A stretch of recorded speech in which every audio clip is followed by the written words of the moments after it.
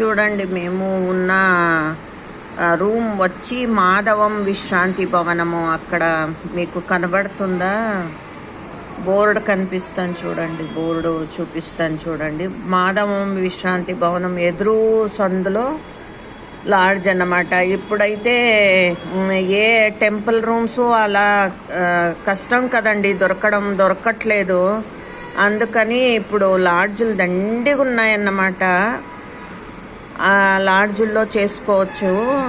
మనం వచ్చి ఇక్కడ చేసుకున్నా దొరుకుతాయండి. దండిగా కట్టారు తిరుపతిలో ఇప్పుడు లాడ్జులు.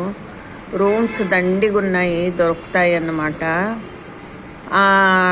ఎదురుగుండా సందులో మాధవం విశ్రాంతి భవనం ఎదురుగుండా సందులో ఉంటుంది.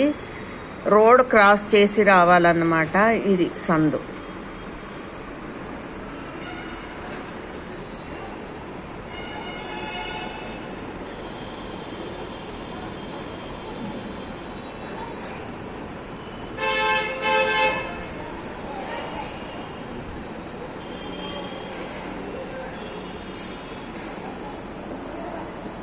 నేను చేసే వీడియోస్ మీకు ఇష్టమైతే లైక్ చేయండి, షేర్ చేయండి, కామెంట్ చేయండి, సబ్స్క్రైబ్ చేసుకోండి. పక్కనున్న బెల్ బటన్ ఒత్తితే నేను వేసే వీడియోస్ అన్నీ మీకు వస్తాయన్నమాట.